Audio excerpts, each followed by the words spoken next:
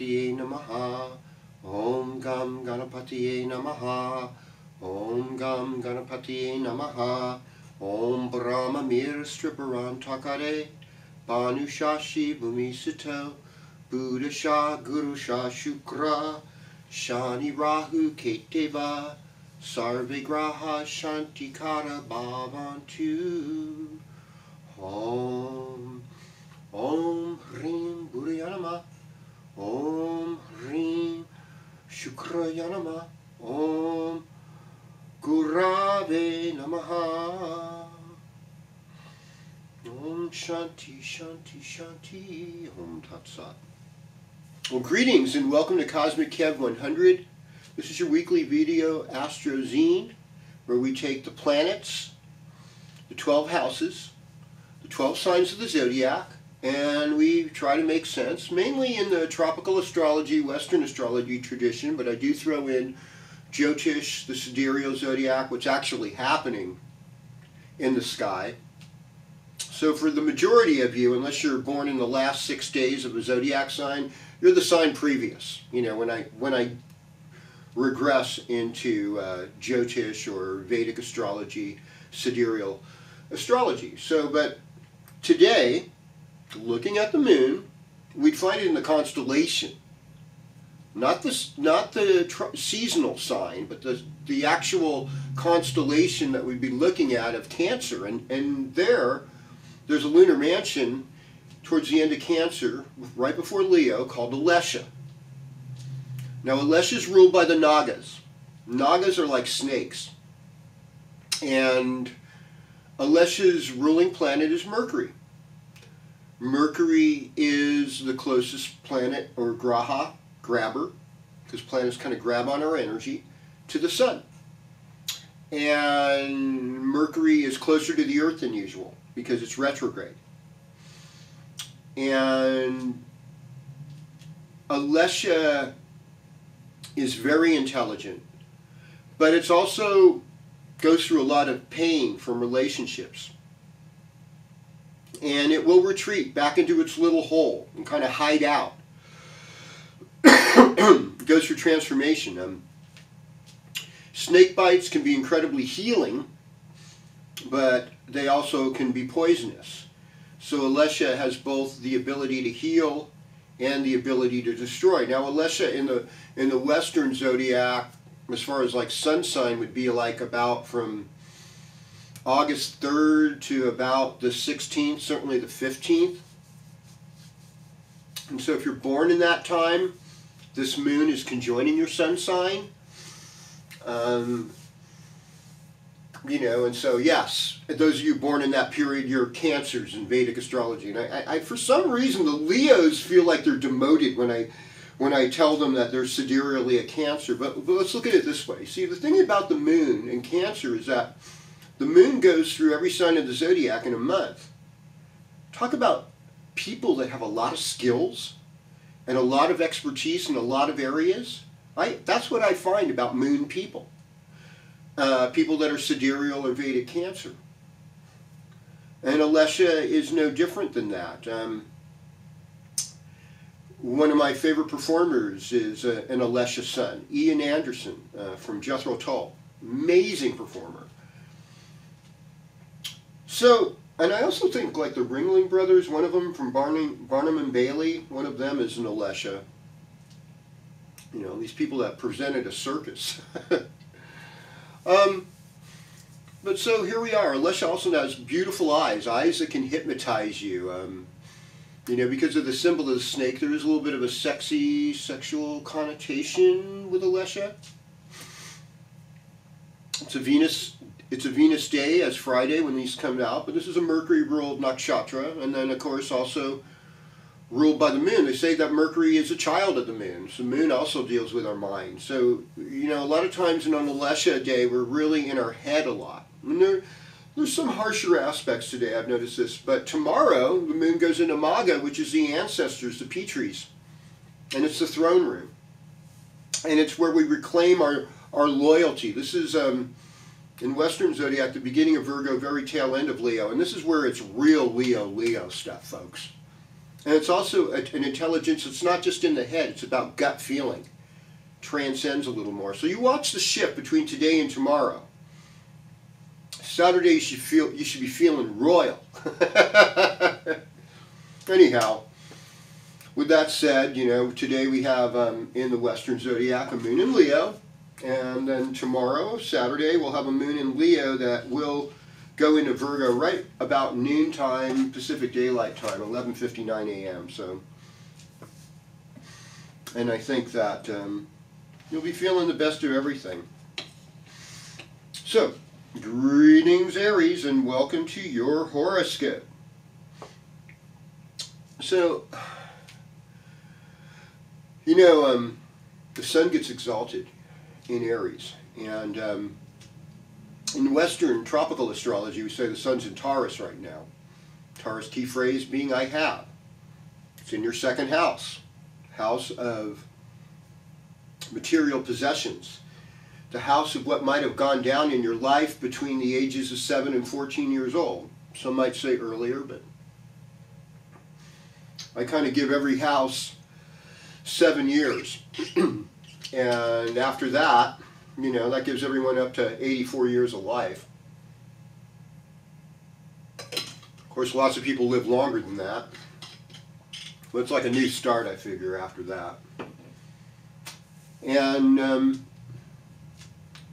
so we really learn about who we are from our parents and other people's perception of us. And it can be often for a lot of us, that whole period between 2nd grade and 8th, 9th grade is traumatizing. It's just really a lot of trauma that we experience. And so, but it's also where we learn values, you know. Maybe that's when you get your first babysitting job, or myself, I sold cards, I sold seeds, I mowed people's lawns, I did a lot of things. I mean, I understand, you know, post-Gen X, kids tend to not have jobs until they're out of college a lot of times, or maybe, you know, they don't go to work until they're after 18. It was not like that for you know, for a good majority of us born in the 50s and 60s, early 70s. We had to work, kids, you know, we had to do things if we wanted some extra chump change. And we didn't have parents like a lot of the boomer parents just, oh, I would love my children, it's the best ever. Yeah, it's like coddled their kids. And in a lot of ways, some theorize they inhibited their own ability to rise up on their own. There was economic factors too. And, you know, I think the rise of artificial intelligence is another hypnotic way that people get oppressed. It's a new slave master. Why do you think they call it a cell phone? It's because you're stuck in your cell. How many times? My brother told me once that people pick up that thing 2,000 times a day. I thought, wow, that's crazy.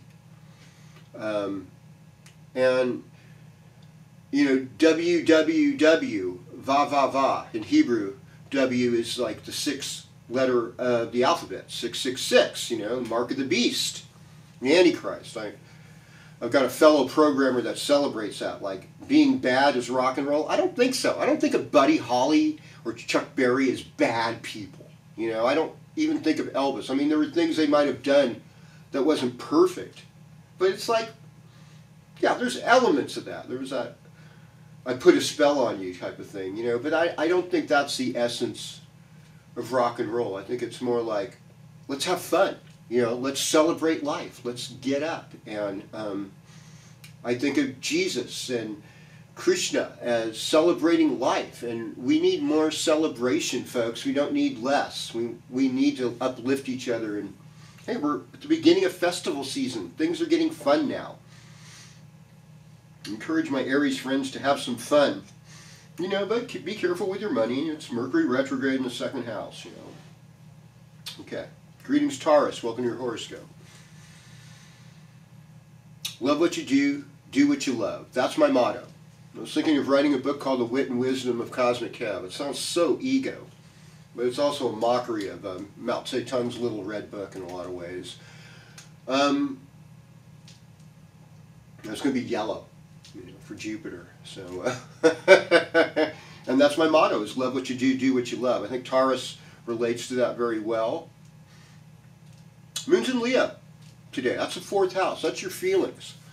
That's your mother. That's ancestors, older adults in your family. This is also the house that you live in. This could be fixed assets. So these are things you might be focused on today. Taurus, this is your time. Break out. You're having a birthday this week. I want to say happy birthday to so many of my friends. Kyome, Kathy Fossum, turning 68, I think, this weekend. Craig Stanton, turning 63. Mark Lippold, turning 64. And there's so many others having birthdays this week that deserve to be celebrated, and I appreciate you. And some people aren't here with us that, we would love to celebrate. So, hug your loved ones, folks. Life is very fragile, even though there's so many people on the planet now. I mean, probably more than twice as many as when I was born. Well, that's something. But the majority of those people, or a good percentage of them, will never live to see 30 years old. Yeah, that's a little bit sobering. Venus in the 2nd house, nurture your values. Nurture the people you love, your family, those around you. Saturn in the 3rd house. Make amends with your neighbors. Make amends with your siblings. Do the work to be a better artist, to be a creative person. And I really see, as we go through the week and the weekend, especially by tomorrow and Sunday, you'll be feeling your creative mojo will start to break out. And that's a nice thing. All right. Hello, Gemini. Welcome to your horoscope. Danger, Will Robinson. Mercury retrograde continues. Here's the thing about Mercury retrograde. What is Mercury? Mercury is Buddha in Sanskrit. And what it basically means is consciousness. How to be conscious. But it also, in its mythology, has to do with fairness. Because the mythos in the sidereal zodiac and the Hindi story is that Tara was the wife of Jupiter that got kidnapped by the moon. And the moon ravished her. And eventually a child was born, and that child was Lord Buddha, Mercury.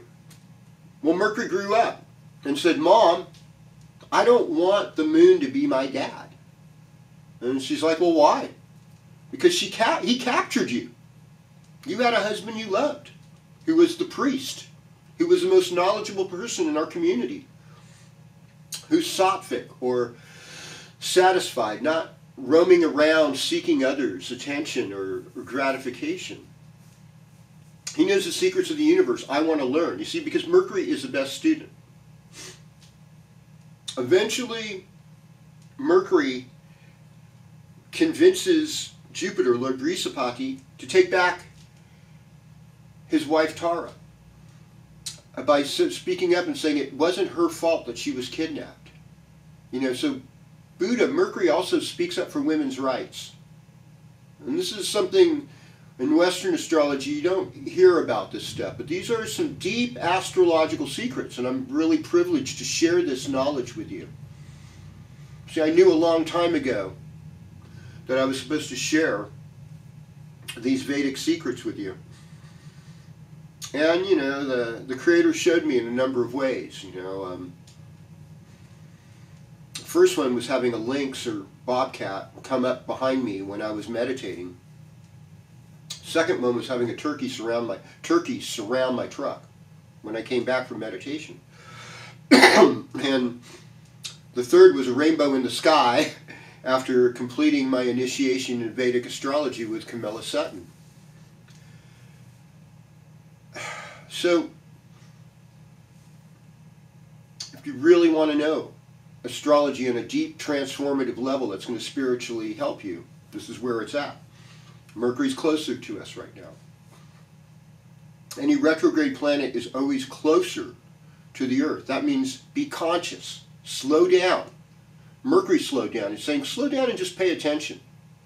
Don't be impulsive. If you slow down, you're going to be fine.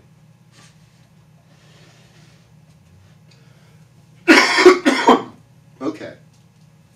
Greetings, Cancer. Welcome to your horoscope. Most Cancers are sidereal Gemini. So once again, let's talk about Mercury retrograde for a second here. Mercury's retrograde in your 11th house. That's your social life. That's your community of friends. Third house is kind of friends you're more intimate with that you might have known for a long time. 11th house is new friends or older friends that might have helped you establish yourself. You often benefit from people in your 11th house. It's also about making money and planning for the future. But since Mercury is retrograde, I wouldn't move too quick. I wouldn't buy a bunch of cryptocurrency necessarily right now. I would give it its full on till May 15th. Just chill out. You know, I get it, you know.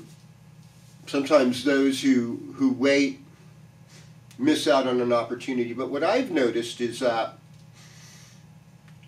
the Creator provides another opportunity for us if we weren't ready for it right then and there. You know, it's where meditation practice, having good guidance, good people around you, absolutely helps. And you do. You have a lot of people around you, but they're not all good. Rahu, sometimes shadowy, sometimes ambitious with no bottom, greedy, you know. Uranus, trickster. Mercury, also a trickster, but together, you know, they do kind of create this divine intelligence, and they are together right now. But I think they're better for planning than they are for taking action at this point. Sun's here. So, I mean, your heart is with your friends. But sometimes you can't, sometimes the friends are all going to be going, they're following the Pied Piper, and they're ready to go drown themselves in the war if they don't even know it. I've seen a lot of that the last 3 years. And it breaks my heart. But, you know, just follow that inner voice, folks. That's all I can say. Follow that inner voice. Greetings, Leo. Welcome to your horoscope. Well, this is great. Got a moon in Leo today. You're on top of the world. You're on top of your game. You will be through the morning. Taurus time. You know, this is where you deal with your career karma. What gifts do you have to share with the public? A lot of them. You have gifts you didn't even know about. And I could see new inspiration coming in your life that you can give to people. Mercury's retrogrades there. So you can think of this as somewhat of an incubation of talent. And so you're incubating your talent. Now next week, when we get to next weekend, it'll be Friday, there's going to be a full moon, it's going to be a lunar eclipse. Lunar eclipses aren't so as dangerous as the solar eclipses, you know. Their consequences change quicker because the moon moves a lot quicker than the sun does.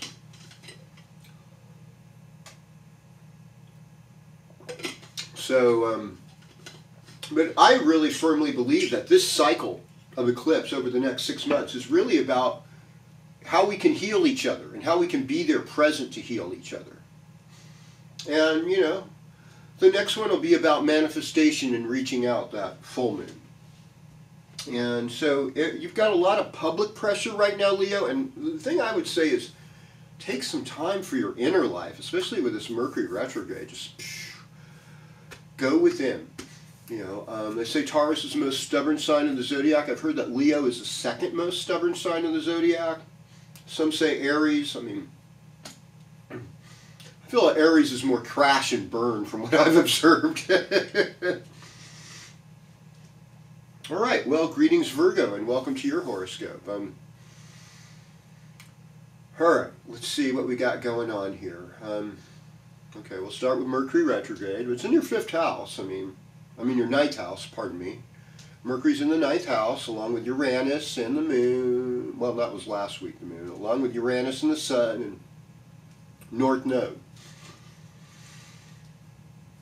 So, I mean, there's this sort of a volatile energy. You know, I saw this video of the Dalai Lama a couple of weeks ago, possibly, you know, acting inappropriately amongst a child. It was sad, you know, but at the same time, we don't know, because I've heard that artificial intelligence can manipulate videos and things, and there's a flurry of responses. But it's like,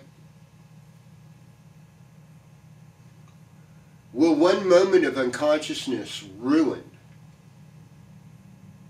87 years of hard work to help people and to bring people into light and consciousness? We're a vengeful society that values being right more than basking in the light. I'm not saying that people don't need to atone for their misdeeds by any means, but I think it's more important to focus on what is good than to focus on what is wrong. But I also think, be careful. You know, I mean, Yogi Bhajan, or I mean, he committed, you know, a Kundalini yoga leader committed a horrendous act through his affair with a woman and impregnating her and demanding that she abort the child. I mean, that to me is horrific. She didn't want to. No one, you know, when you're in a spiritual light, you should be supporting life, folks. I'm sorry. You know, I mean, supporting choice is good, but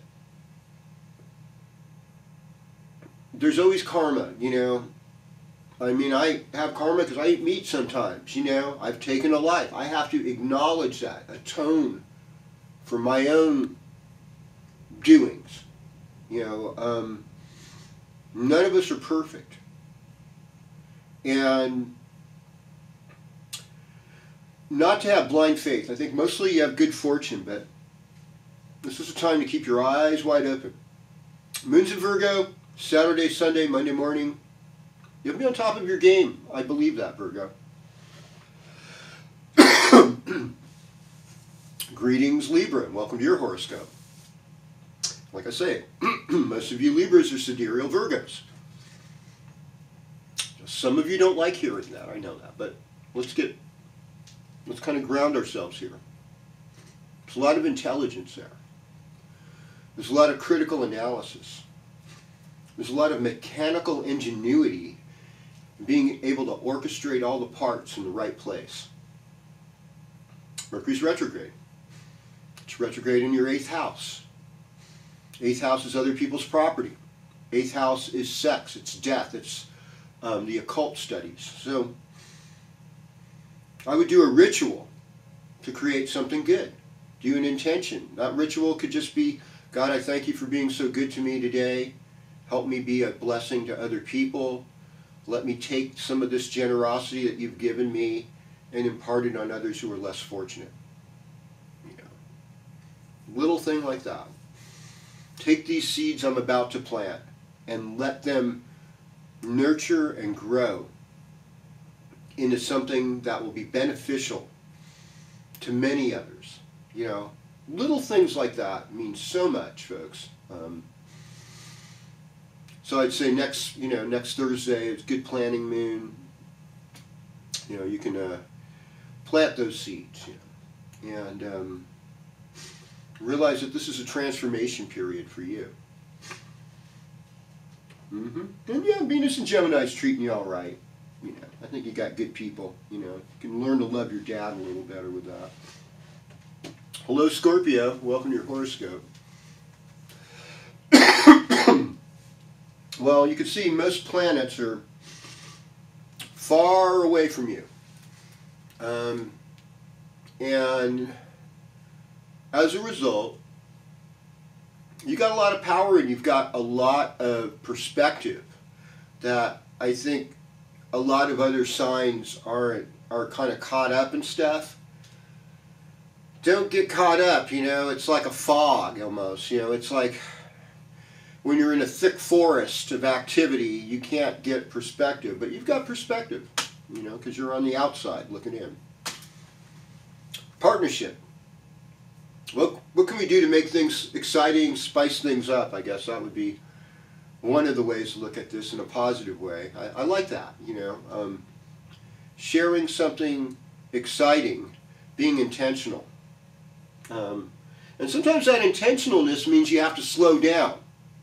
You know, if you're in a partnership with somebody who's constantly moving from one activity to another, it might be a little bit difficult to get them to calm down, to slow down, you know, and experience just being, you know, that is the beauty.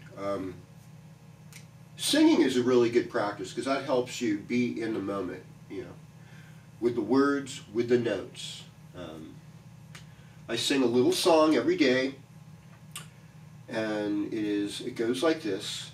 Open my eyes that I may see, open my ears that I may hear, open my mouth that I may taste, and open my nose that I may smell. Open my hands that I may touch, open my heart that I may love, open my mind that I may know, and open my spirit that I may flow. And every day. I just wanted to share that with you. Alright, so, greetings Sagittarius, welcome to your horoscope. So it's a Jupiter experience, you know, and Jupiter is in your 5th house. A wonderful place to be. Yeah, wonderful place. Lots of nourishing love from your children, from your creative projects. 6th house is service to others. It's health issues, and I mean, if you're feeling a little run down or under the weather, like I had been, but by now I'm probably feeling great. You know, like I said last week, you know, cut out the wheat, cut out the sugar, cut out the dairy, and eat lots of fresh fruits and vegetables. Do a little cleanse. Try to get yourself healthier. If you can. And that's positive. Be grateful. Pray over your meals. Be grateful for what you have. Do service work to help others. Make donation to the poor. That's another 6th house remedy. Make donation. Help others. And, you know, it's a transformational time. This is not an easy time, but you're kind of a lover right now with Venus in the 7th house, so that's the good news. All right, greetings Capricorn, welcome to your horoscope. Key phrases I use. And, you know, a couple years ago, I had a lot of Capricorn. And, you know, right now, Saturn's in Pisces, that's 3rd house, that's siblings, that's writing, that's working with your hands, that's your neighbors, that's taking short trips. Now we're juxtaposing that with all these planets in your 5th house, which is your children, Uranus, North Node, the Sun, Mercury, retrograde. So if you're a Taurus or Taurus rising and you're a parent of children, they're the ones to focus on this week. They're going through a lot. There's a lot of energy building up, and most of this is dealing a little bit with your personal life and relationships. And so, if you're a Capricorn rather, so it's like your inner life and your relationships. I think that Saturday and Sunday look like good days. Moon in the 9th house, you might take a trip, you might be traveling this weekend. It'll be fun. A little short trip is good for you. It's going to do the soul some good. Generally, just be in your heart, be creative, be loving, and be patient. All right, going to Aquarius, another Saturn-ruled sign. So Saturn's in the 2nd house. That's money. That's your family. That's your lower jaw, your neck. It's how you speak. And maybe you don't know what to say right now. I'm often, when I think of not knowing what to say, I think of Ram Dass in his movie Fierce Grace, how he responds to a couple that moved from Berkeley to Ashland to have a more mellow life for their daughter, and the daughter gets murdered in Ashland. What do you say to somebody who's gone through something that horrific? For some reason, Richard Alpert Ram Dass knew just what to say. It's like, first of all, it's like you empathize with people going through hardship. You get into your heart. When you're removed from what other people might go to, because you're lost in your head in this Aquarian phrase called I know, and you're having fun being as weird as you could possibly be. Just remember, some people just don't need weirdness right now. They just need someone to connect with them at a heart level. And I'm guilty. I mean, every one of us, folks, no matter what sign we are, we have every sign in the zodiac in our chart. So even if my sun sign's in Scorpio, there's a part of me that's like an Aquarius. There's a part of me that's like a Pisces. There's a part of me that's like a Taurus. There's a part of me that's like an Aries or a Gemini or any other sign in the zodiac. And so we have to acknowledge that potential, because when we get to this place, I don't like Aries, I don't like Leo. I mean, it's like you're saying you don't like yourself, because that's in your chart too.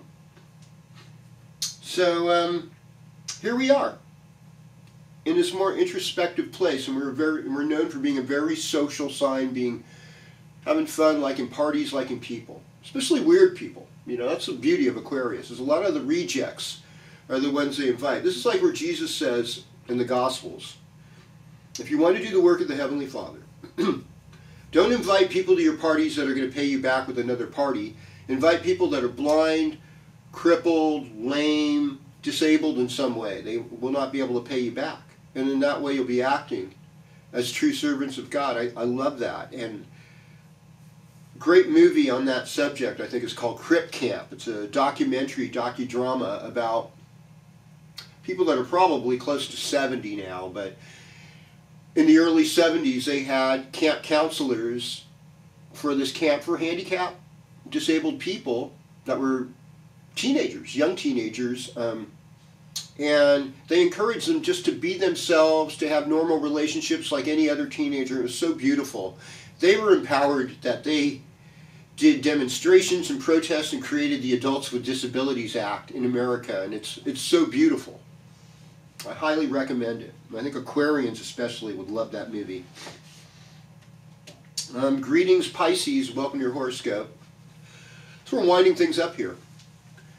You know, having Saturn, you know what Saturn's really about? It's not just limitations. It's not just punishing restrictions and about depression and embarrassment and slowing things down and having you feel isolated or going through some pain. Yeah, it's all about that. But you know, the heart of Saturn is compassion. It's having compassion for others. It's being that wounded healer that works in old age to benefit other people. It is the most patient of the grahas. Gives you some chances to redeem yourself. So if you're going through some suffering as a Pisces or Pisces moon or Pisces rising right now, you're also building yourself up to another level right now. You're taking it to a level of true leadership, of someone who oversees all the people that are not doing so well and tries to help them, tries to bring them up. You are making that artificial limb that works for somebody. You are restoring the sight or hearing of somebody. You are helping somebody restore their sense of touch or smell. I mean, all of these things. This is a period for you of restoration.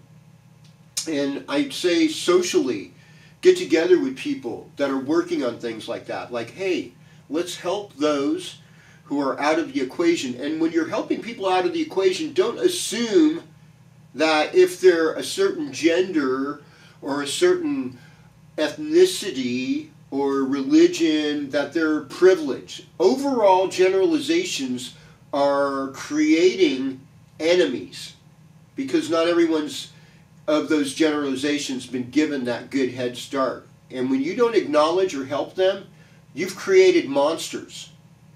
You've created injustice. In your justice work, you've created further injustices. And that is the reality of what we're dealing with today. And that's why we see things the way they are. And that's why, probably Trump got elected and, and all that kind of stuff. I mean, it's not to be blamey, and it's not like anything's the worst. I mean, I have a friend who's moving to Florida in social media, and somebody had to say something bad about the governor of Florida instead of like saying, hey, I'm wishing you best on your journey, or like, that's wonderful that you're moving to a place with a robust economy and more affordable housing. People immediately draw to the negative to virtue signal. Can you believe that? This person didn't have children, and I think that, kids teach you a lot. If you've never had children and you're an adult, it's not that everyone with children is good people, I get that, but they teach you a lot. If you've been there, even if you've been a foster parent or a step parent, to other kids, help raise other kids, you've done the work. Doesn't mean you have to have them biologically. And, those of us who are elders, let's be good to each other. Those of us who are young and patient, let's bring our best ideas forward. And let's be patient with each other, regardless of our backgrounds, and work together to create the kind of world that brings happiness to all of us. And so, with Neptune and here and Jupiter and Aries, you're going to do well, Pisces. I think you've got some gifts and riches coming your way. And I'm looking forward to seeing you working those riches and bringing them more to other people, bringing them to your community. I mean, yeah, it's a lot of dealing with siblings and community for you right now. Let's make the best of it. Look forward to being with you next week with the lunar eclipse, and until then, Om Shanti, Shanti, Shanti, Om Tat Sat. And thank you for subscribing. Thank you for your comments, and thank you for being here. There's been so many that it's hard to acknowledge, and I want to do a better job with all of you next week because you mean a lot to me, and most of the time I try to respond to your comments. So thank you. Please share, please subscribe. Namaste.